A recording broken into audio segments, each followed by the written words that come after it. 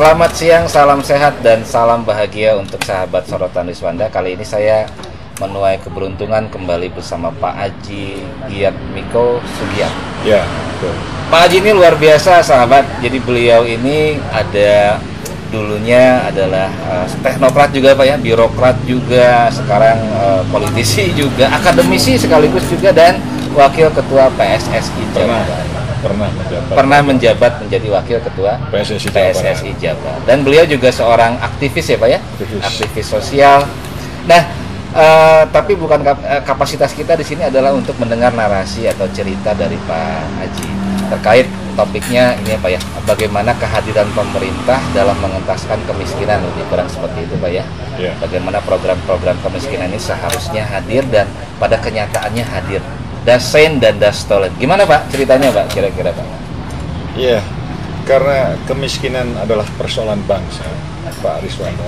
Jadi saya menganggap ini pemerintah seyogyanya hadir di tengah-tengah masyarakat, di mana masyarakat itu kan butuh sesuatu yang berbeda dengan masyarakat lain pada umumnya. Sehingga kalau konteksnya ini Kota Bandung yang penduduknya heterogen dan cukup padat dengan luas geografinya, sehingga rentan kemiskinan kurang lebih 4%. Jadi hampir 400 ribuan kakak. Ini menjadi sebuah momentum kemiskinan yang luar biasa. Kalau hanya pemerintah saja, tentu tidak seimbang, tidak berbanding lurus melayani masyarakat sebanyak itu. Sehingga panjang tangan pemerintah adalah dinas-dinas terkait, misalnya dinas sosial. Ini yang harus dipertanyakan. Sejauh manakah dinas sosial memberdayakan pilar sosial untuk bisa bermitra dan melayani masyarakat, terutama warga yang miskin atau tidak. Sekarang ini kan BPS punya 12 indikator kemiskinan ya Pak ya, kalau tidak salah ya. Dan kalau masuk centang 9 indikator dari 12 itu sudah bisa dikatakan target grup dari program kemiskinan di kita secara nasional. Nah, menurut Bapak nih, indikator kemiskinan di kita ini sudah tepat belum Pak? Ya, kalau menurut saya berdasarkan pengalaman sudah tepat, hanya sasarannya yang belum pas. Artinya sasaran belum pas. Kalau berdasarkan hasil BPS, hari ini meneliti BPS itu tidak akan digunakan pada tahun ini juga. Mesti berselang 1 tahun, 2 tahun kemudian. Niscaya 1 tahun, 2 tahun kemudian orang itu bisa sehat, orang itu bisa terentaskan dari kemiskinannya, orang itu bisa meninggal. Datanglah pemerintah hadir membantu. Nah, kurang tepat sasarannya karena orang yang sudah nggak ada di situ, diberikanlah bantuan. Malah yang terima itu orang yang mampu. Nah, hal-hal semacam ini adalah potret Kota Bandung yang setidaknya harus dibenahi lebih masif lagi. Artinya di saat secara de facto kan kemiskinan ada isu yang dinamis Pak ya. Data by name by address yang diupayakan pemerintah saat ini itu ya, sebagai upaya sinkronisasi data itu sampai mana Pak? Kan target subsidi tepat sasar itu kan idealnya by name by address ya, atau bantuan pemerintah itu by name by address. Nah, terus gimana Pak kalau kemudian mobilitas penduduk di wilayah-wilayah mega urban itu sangat cepat? Ya, kalau saya mengatakan sasarannya by name by address, data Verifali ini selalu dilakukan tiap tahun agak Riswanda. Tetapi ketepatan ini kurang pas gitu, karena kurangnya personil, kurangnya anggaran, kurangnya kemudian kepedulian seseorang petugas ini terhadap urusan sosial. Kira-kira program apa saja Pak yang dianggap bisa beririsan dengan program-program sosial? Ya, dalam rangka ekonomi kerakyatan tentu ekonomi UMKM ini, yang teorinya yang saya dengar membantu masyarakat menengah ke bawah, tetapi kan belum menyentuh kepada semua. Contohnya pendidikan, pelatihan keterampilan bagi ibu-ibu rumah tangga itu masih terbatas. Yang ada data di dinas saja terkait.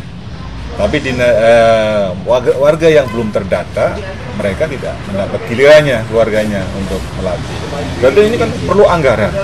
Kalau persentasinya sekitar kurang lebih 4% warga miskin, wanitanya dari 4% itu ada 60-70%, berarti kan ini butuh keterampilan bagi wanita untuk apa? Bukan hanya menjahit, bukan hanya membuat seblak, bukan hanya membuat gehu dan lain sebagainya, tapi bisa nasi goreng, bisa pecel lele dan lain sebagainya. Mereka punya keterampilan itu.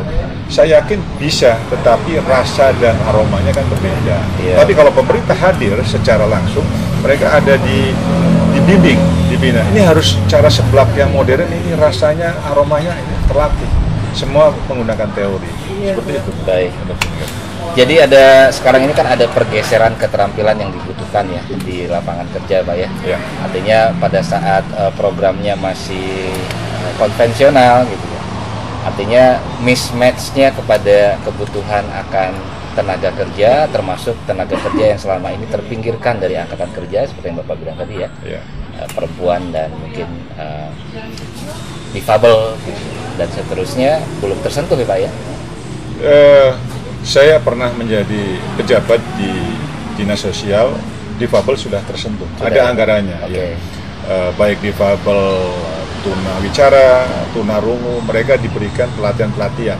Tetapi itu kembali kepada jumlah anggaran APBD-nya tidak berbanding lurus dengan difabel yang ada. Sehingga banyak komunitas difabel, orang tuanya difabel, membuat komunitas, mereka akhirnya membuat sekolah-sekolah tersendiri. Kayak di Arca Manik itu ada sekolah difabel karena ibunya punya anak seorang difabel. Tapi mereka akhirnya ada pengajian yang bisa habis Quran dan sekarang berjalan. Bukan pemerintah, tapi pemberdayaan. Dia pemahaman karena tersentuh bahwa anaknya agar bisa hidup layak seperti masyarakat pada umumnya. Artinya merangkul kelembagaan komunitas ya Pak ya? Iya. Komunitas itu lebih merdeka, lebih bebas karena tidak bergantung kepada pemerintah. Baik. Sehingga ini yang harus diperhatikan oleh pemerintah sesungguhnya. Pemerintah siapa sih? Pemerintah ya negara ini, itu pemerintah, dijamin oleh undang-undang, sebenarnya itu. Tetapi kan kalau kita mengatakan pemerintah ASN, ya ASN ada oknum yang baik, oknum yang buruk, tapi kita tidak bicara itu. Yang penting kalau menyentuh kepada kebutuhan mereka, yakin akan menurun angka kemiskinan. Baik. Jadi aspek apa saja Pak yang sudah dianggap berjalan dan aspek apa saja yang perlu diperbaiki Pak dalam program-program sosial? Ya kalau saat ini secara konsep sudah ada di setiap kelurahan di Kota Bandung yang saya mendengar dan memang kenyataannya ada rumah singgah tiap kelurahan. Okay. Ada pekerja sosial yang diberikan uang lelah. Kemudian ada di dinas sosial itu ada rumah singgah secara terpusat. Nah, efektivitas inilah yang patut kita cermati. Apakah sudah efektif atau inefisien, hanya teori saja, slogan saja untuk melengkapi kebutuhan target saja. Tetapi kenyataannya mereka masih di rumah singgah ini masih kosong, berarti kan belum berfungsi apa sesungguhnya tujuannya.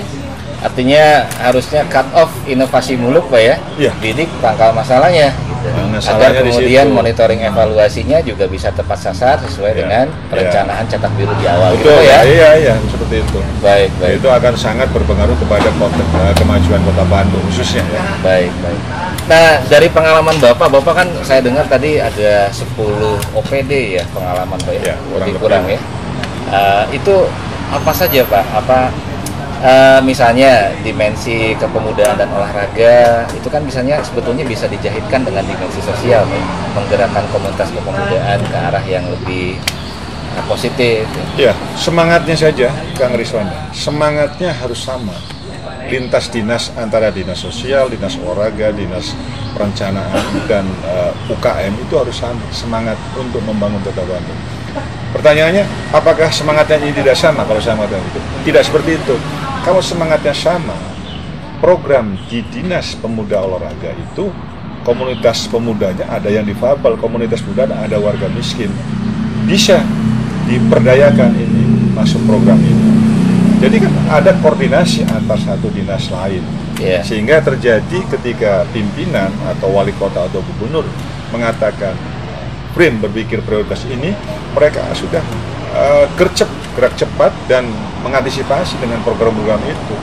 Nah ini menarik nih Pak, baru saja kan program gerak cepat di pusat ya Pak ya, Iya. itu kan dianulir lah katakanlah begitu ya. Iya. Nah kira-kira gimana nih, padahal kan yang dibutuhkan adalah gerak cepat ya Pak ya. Iya.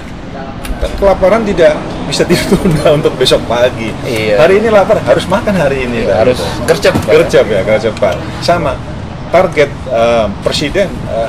Target tahun ini tol Cisumdawu selesai bulan Agustus, itu kan harus gerak cepat. Bagaimana terowongan-terowongan itu sampai ke Kertajati, kan itu harus gerak cepat. Skillnya, yang ahlinya, anggarannya, tenaga kasarnya, semuanya harus ada di situ. Apakah warga miskin tidak boleh bekerja di situ? Boleh. Tapi kalau kita tanya, mereka yang kerja di situ, itu lingkungan situ saja kan. Lingkungan kecamatan Sumedang Kota, Sumedang Selatan, Sumedang Utara. Nggak mungkin kota Bandung itu mengirimkan tenaga kasar ke sana. Betul, betul. Nah artinya ini kan ada penghapusan ACT itu katakanlah begitu Pak ya. Apa dampaknya terhadap kajian kewilayahan Pak, termasuk Bandung? Saya juga masih agak sulit menjawab masalah ACT karena terkait dengan urusan kesosialan, urusan politik. Saya dengar kemarin ada bahwa salah satu partai apa dua partai itu menerima dana aliran yang saya nggak berani nyebut partainya apa. Tapi ini kan berita-berita yang sudah terngiang di masyarakat dan ini sangat berpengaruh. Tetapi kenapa momen-momen semacam ini tampilannya setelah mendekati tahun politik? Ya ini yang saya. Padahal yang dibutuhkan publik bukan opera politik Pak ya. Bukan. Tapi lebih ke arah aksi gitu ya. Aksi, reaksi, aksi, reaksi. Ya. Ini kan wacana lintas kebidangan, lintas kedinasan, dan kalau perlu tambah lintas kelembagaan komunitas kan sudah lama ya Pak diangkat. Hanya kalau boleh dibilang kan ego sektoral masih juga ada gitu ya. Nah, menurut Bapak nih sebagai praktisi yang sudah puluhan tahun, itu mengatasi silo ya, mengatasi kesepian program bersama, tapi kemudian masing-masing masih menonjolkan identitas kelembagaan masing-masing. Gimana Pak solusinya? Secara teori, secara konsep perencanaan yang digodok di lembaga perencanaan ini sudah ada sebenarnya kan. Dari bentuk musyawarah rembuk warga, musrembang tingkat kecamatan, tingkat kota, itu sebelumnya ada waktu forum gabungan. Forum gabungan ini adalah untuk memediasi, mengkoordinasikan segala bentuk kegiatan program prioritas. Tetapi ini teori. Pada prakteknya melihat kondisi kemampuan anggaran APBD. Oke. APBD-nya tidak sebanding dengan apa yang diaspirasikan oleh masyarakat itu sendiri. Contohnya seperti apa, Pak? Misalnya, ya, secara global saja dalam setiap musrembang ini kan ada keinginan warga berbeda-beda variasi dengan total nilai anggaran sekitar kurang lebih 60 triliun. Okay. Misalnya contoh. Tetapi kemampuan APBD Kota Bandung hanya 7 triliun. Ini kan tidak sebanding. 7 triliun untuk kehidupan dalam 1 tahun, bukan ngurusin untuk pembangunan infrastruktur saja. Baik. Ada pemberdayaan, ada reses, ada pendidikan, dan lain sebagainya. Nah ini masih kurang. Berarti apa? Sisi lain harus menggenjot potensi untuk mendongkrak APBD. Tapi APBD ini kan murni dari kota. Coba kita ngambil dari provinsi, kita bisa ngambil dari APBN, gitu. Cross budgeting gitu ya? Iya, itu kan dihalalkan bagi kita. Nah, reaksi-reaksinya macam ini, tindakan semangat ini yang harus sama, memperjuangkannya. Satu irama, satu nada. Kalau wali kotanya, gubernurnya bilang A, ya sampai ke akar-akarnya harus A. Tapi kalau bupati gubernurnya bilang A, kemudian sananya Z, itu tidak akan bersimbiosis. Baik, terus gimana Pak membuat senada seirama antar OPD, antar kewenangan masing-masing wilayah di era Orda ini? Ya kalau saya mengatakan ini hanya sebuah persepsi ya. Kalau persepsi saya kembali kepada hati nurani. Ketika kita disumpah sebagai pegawai negeri saat itu saya ya harus melayani.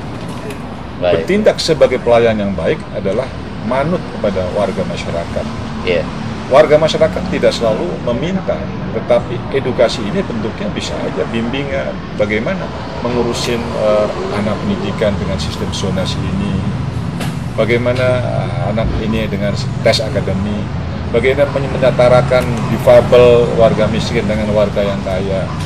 Zona-zona inilah yang harus diatur di dalam bidang-bidang. Di bidang masalah kesehatan misalnya, ya urusan kesehatan kan urusan dinas kesehatan. Ada program jelas masyarakat, ada puskesmasnya, ada yang tidak kuat bayar, ada BPJS-nya, ada BPJS termurah juga ada, yang mandiri juga ada. Ini kan bisa semuanya diedukasi oleh dinas terkait sebagai pelayan, yang tadi saya bilang sumpahnya adalah melayani.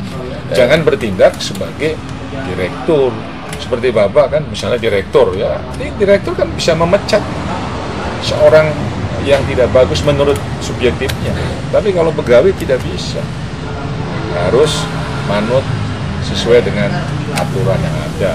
Baik Pak, artinya selain memegang teguh integritas, pemerintah dewasa ini juga dituntut untuk lincah Pak ya, agile governance gitu ya, pemerintahan yang lincah. Karena kemudian perannya sudah beralih fungsi, bukan hanya sebagai mediator ya, tapi juga sebagai fasilitator dan kalau perlu sebagai akselerator. Baik Pak, silakan Pak, mungkin ada penutup pesan dan kesan selama puluhan tahun menjadi bagian daripada tangan pemerintah. Ya, terima kasih Kang Riswanda. Saya hari ini bahagia bisa ketemu dengan tokoh kandidat profesor, tentu ilmunya lebih dari saya, walaupun usianya lebih jauh muda dari saya.